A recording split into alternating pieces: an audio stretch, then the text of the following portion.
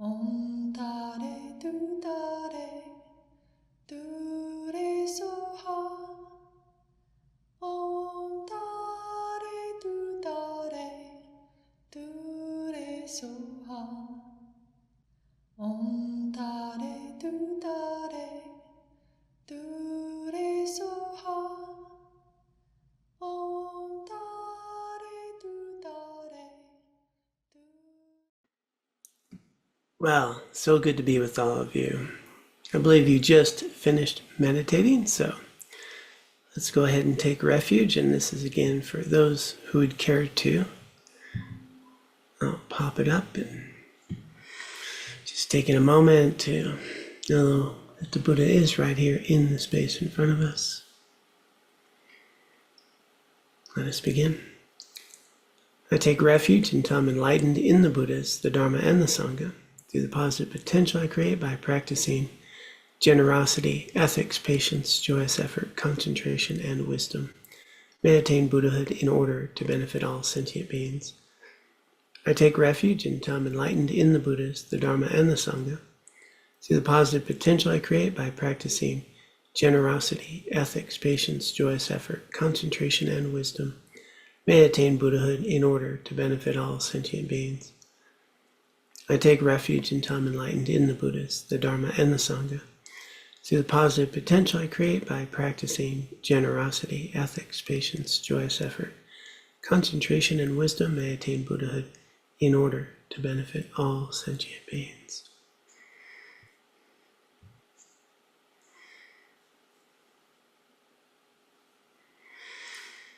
Yeah.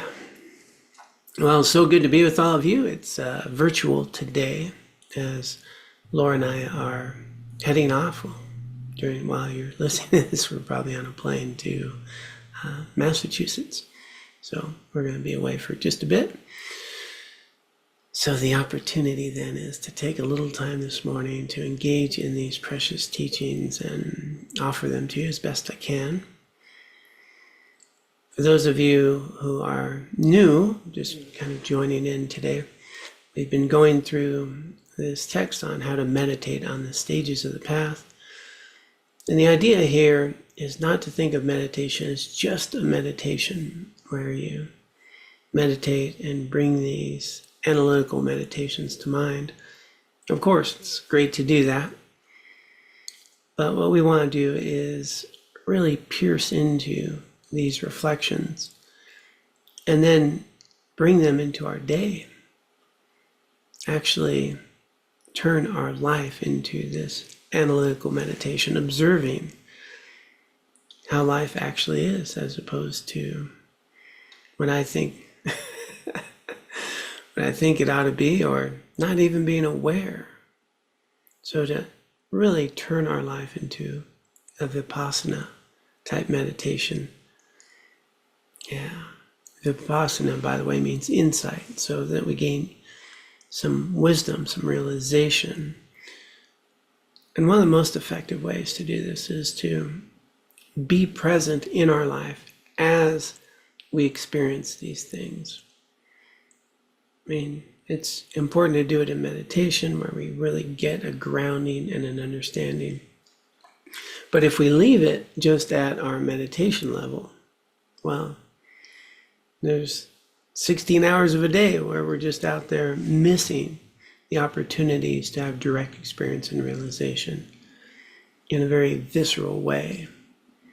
So each week we take a little time, look at one of the analytical meditations, one of the types of insights that we'd like to cultivate, and then encourage you each week to go through it, go through your week with that as something to key into throughout your day. Last week it was our attachments. So you may have noticed if you did the exercise how quickly we get attached to things, how quickly we can have aversion towards things, and how that disturbs the mind. It prevents us from actually being present with what we're doing and why we're doing it and what's meaningful. Those attachments are a core root of a lot of our suffering. And today we'll be focusing on anger. Anger comes in many forms, and well, the text will get into that. So let's go ahead and dig into the text here. So right now we're focusing on these 6 root afflictions. Attachment being the second one, delusion was the first one. Now we're on anger. Anger or hatred is a delusion that arises towards a person or an object that we dislike or that has caused suffering, either to oneself or someone we care about. When we are angry, we do not see the object of our anger in a realistic way. The mind exaggerates its unlikable features and superimposes other qualities that are not there. So that sentence, you're going to see that a lot. We just saw it with attachment. If we're to go back to attachment here, you're going to see there is an element of exaggeration involved. And remember, our core, number 1, affliction is delusion. So again, delusion's core to everything. Everything arises out of delusion, out of misunderstanding. And this is really key to understand, that if I were to experience myself in the world correctly, you're just not going to have these afflictions. These afflictions, this type of subtle and very intense suffering that we experience in our lives, mentally and emotionally, well, it's going to arise out of delusion, and then it takes form as attachment or anger or the other ones that we get into. And this is critical to understand. There's going to be exaggeration. We're not going to see clearly. When we're in any emotionally triggered state, we don't see clearly. And that's just on a basic human level, right? We're caught up in the emotion. When we're sad, we see everything through that lens of sadness. When we have loss, we're emotionally seeing it through there. We can't see hopefulness in those states of mind. There's no equanimity there. There's no balance. And with anger, of course, same thing. I'm going to be caught up in anger. I'm not going to be able to see clearly. I'm going to be caught up in that emotion, fused with that emotion, and exaggerating everything about that experience, and say things like, this is the worst day of my life, and you are the cause of all my suffering, Things like that will actually come out of our mouth.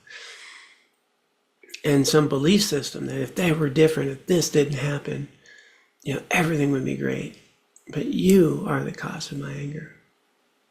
We say things like that. It's not true.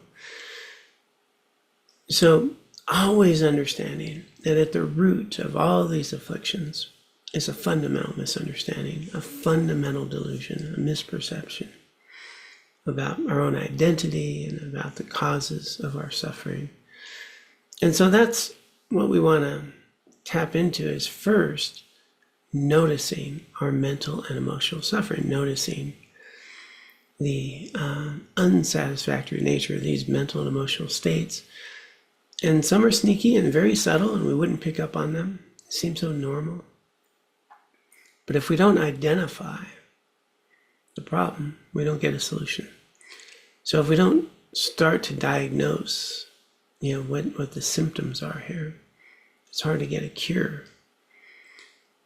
So as we tap into delusion, misunderstanding, the exaggerations that give rise to attachment and anger and our other afflictions, we're just going to think that, this thing over here gives me joy, and when I don't have it, I'm miserable, and this person treats me a certain way, I'm happy, they're the cause of my happiness, and when they treat me a different way, they're the cause of my suffering, and that they're the ones that are actually creating all the causes of my mental and emotional states. That if this event happens, oh yeah, got it made, happy. And if this other event happens, oh my God, tragedy, I'm never going to be happy again. Or if this person leaves me, I'll never love again. I'll be lonely for the rest of my life. If this person's in my life, I'll be happy for the rest of my life. And it all just seems to make sense, except when we look a little more deeply and realize that none of those things are true. And our belief system around them, well, that's really creating this web of affliction that arises in all these other mental afflictions of anger, attachment, and so forth, pride, jealousy, etc. So each of these afflictions, we're going to see exaggeration. We're going to see a grasping to self and things and events and people in ways that don't actually exist. And the more that we live in reality, the more we live with an understanding of how things work, of the causes of our suffering, the causes of our actual joy as well, much less suffering. All right, let's get back to the text there.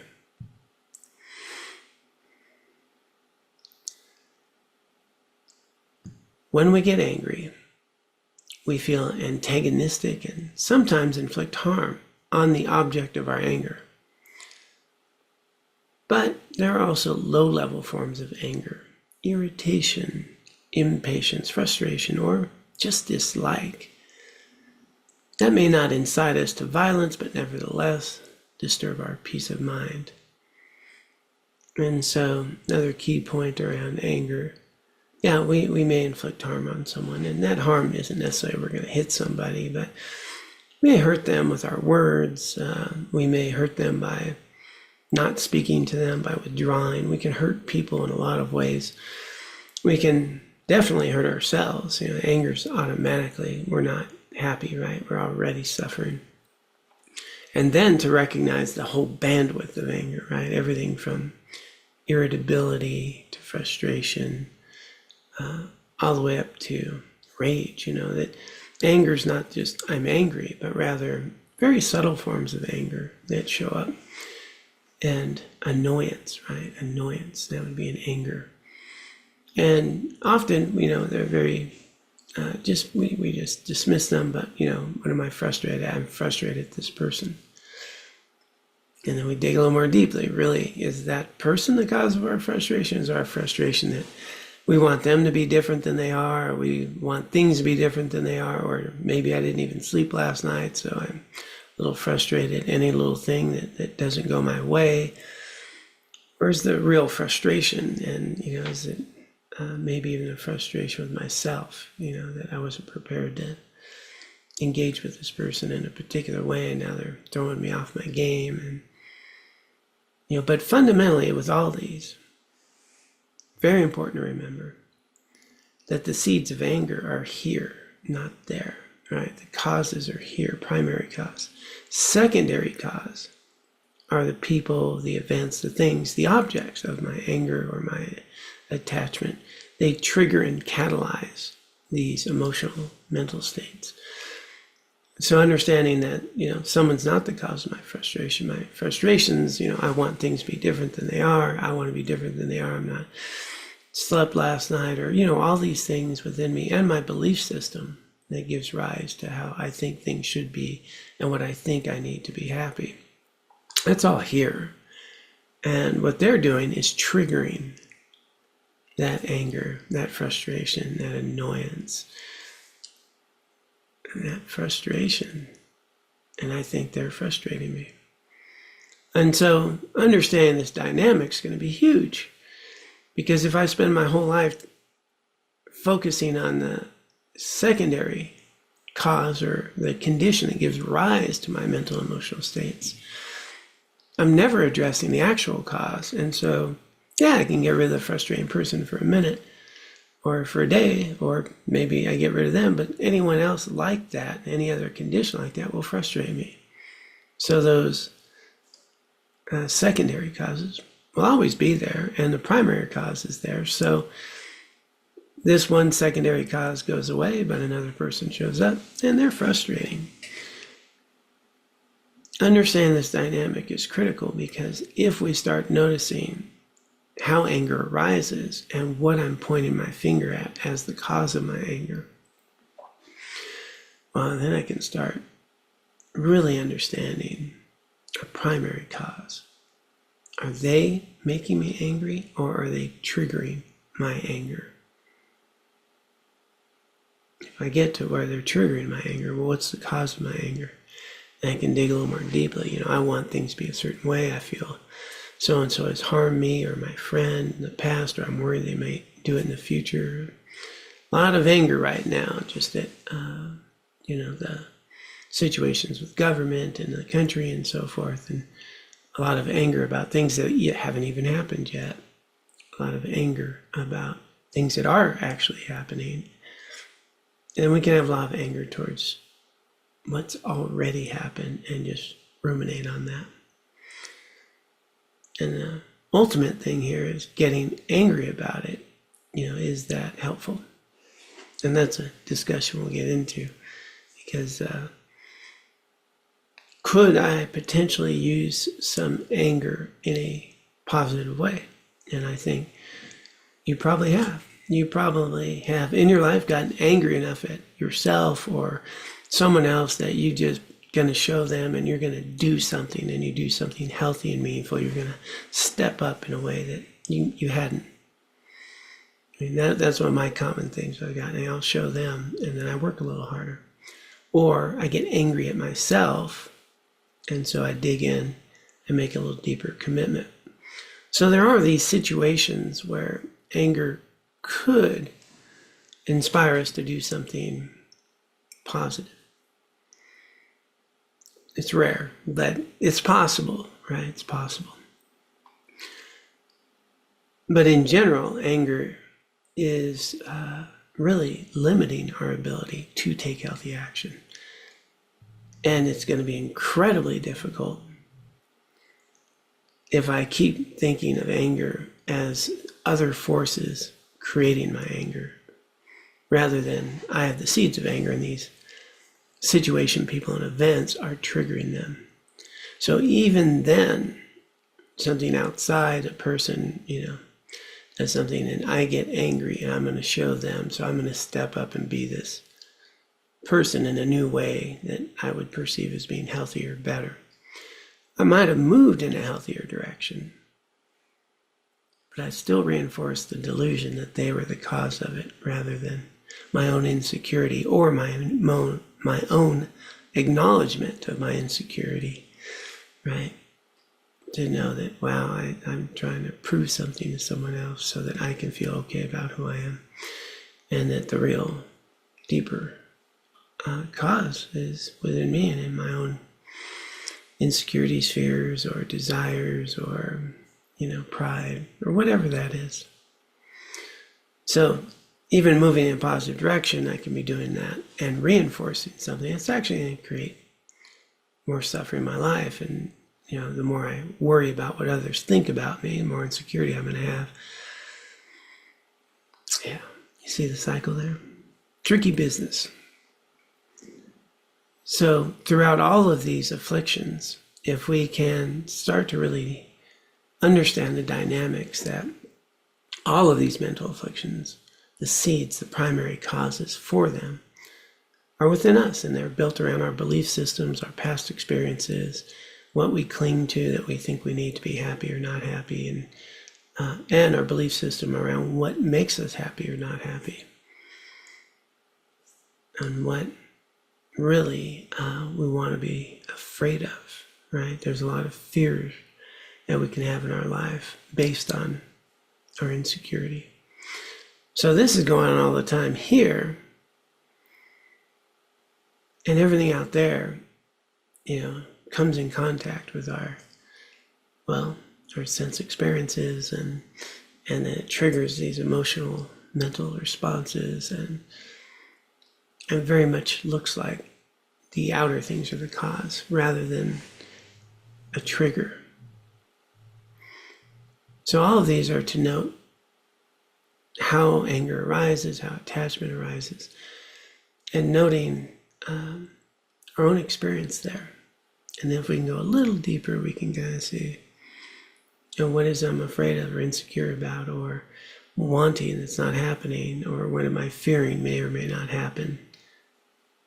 And you're going to get a lot closer to the source of what's actually causing primarily the anger instead of the event that's triggering it. Okay, so having said that, let's get a look at the types of anger that are listed here that we can look out for. Get back here into the text.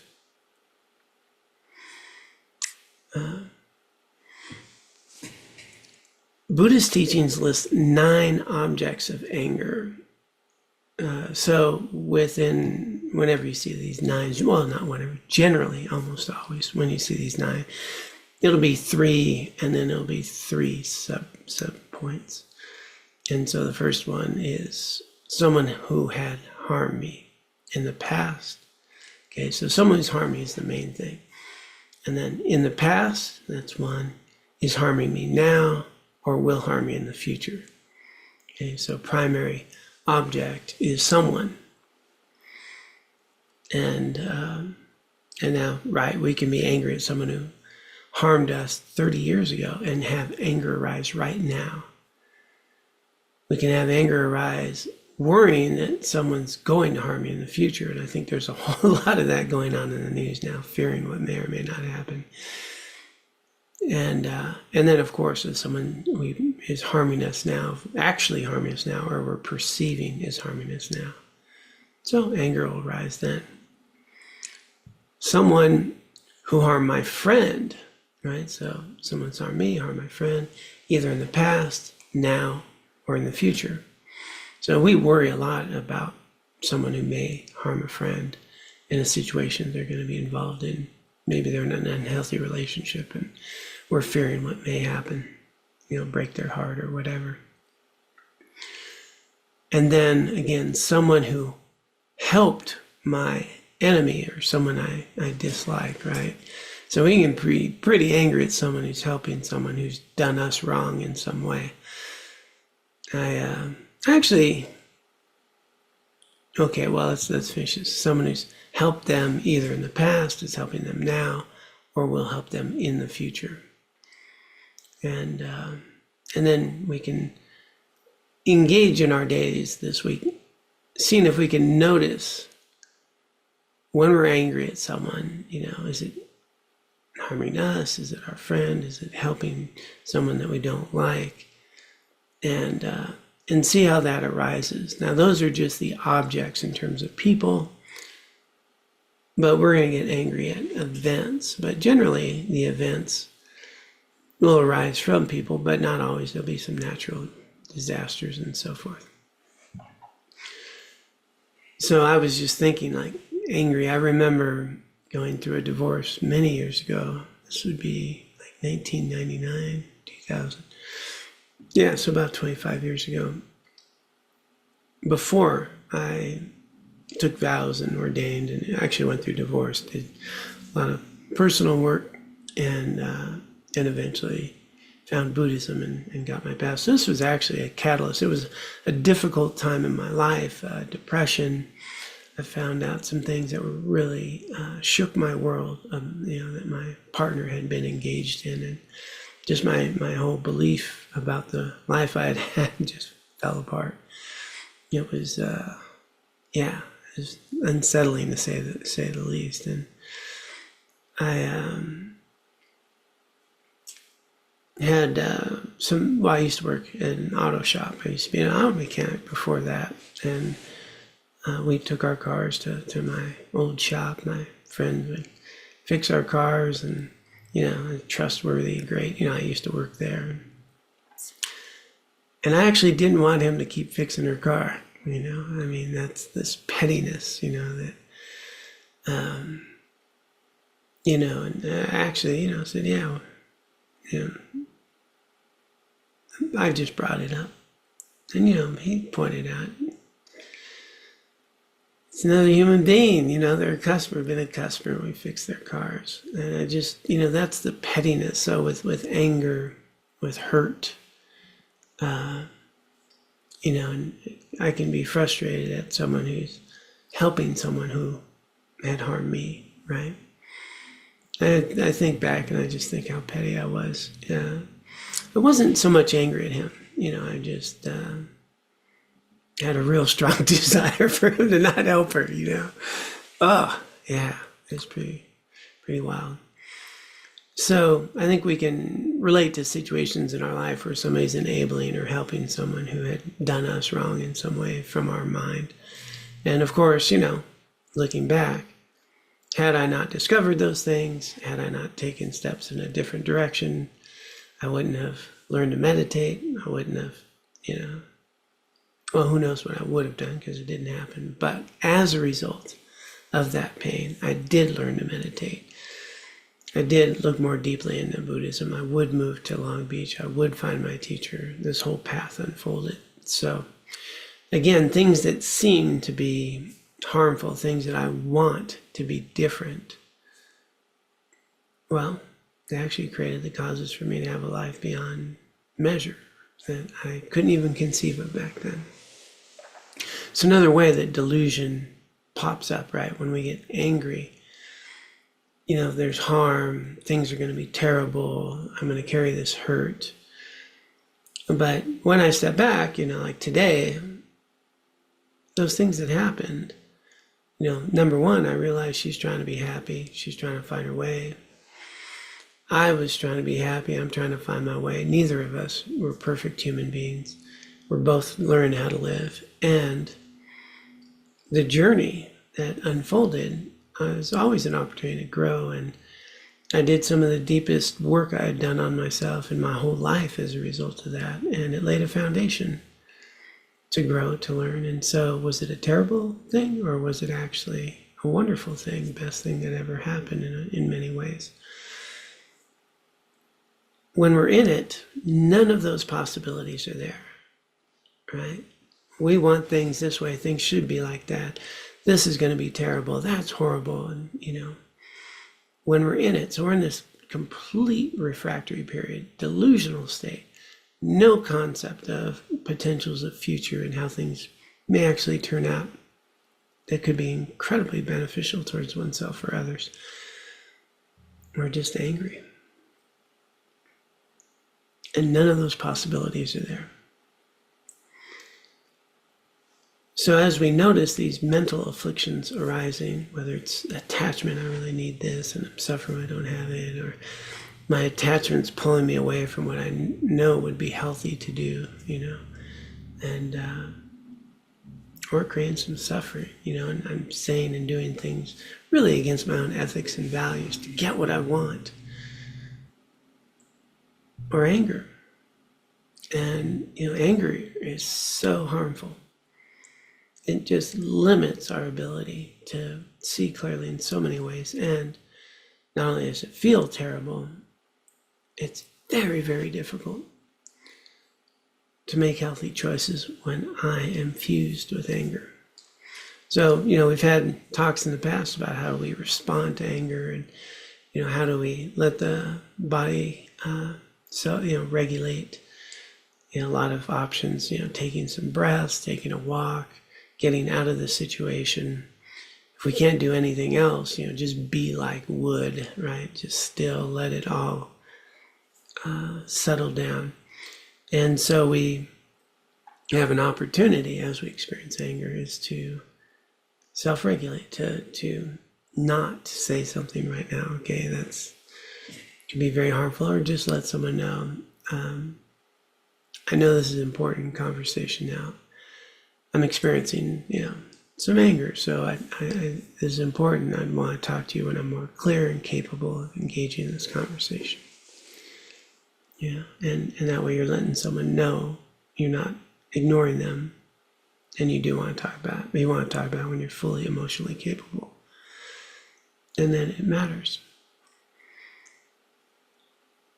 The primary antidote that's taught in Buddhism around anger is patience. Feel it, the anger, the frustration, and the patience, fortitude to be able to experience that, let it come, let it settle before we act. And then, as I've spoken to many times, is the best way to work with anger is when you're not angry. So when I'm not angry, I can work on the causes of anger, which is my own self-centeredness, my own insecurities, my own grasping of self and others, my judgments about others, all of those things that give rise to my anger.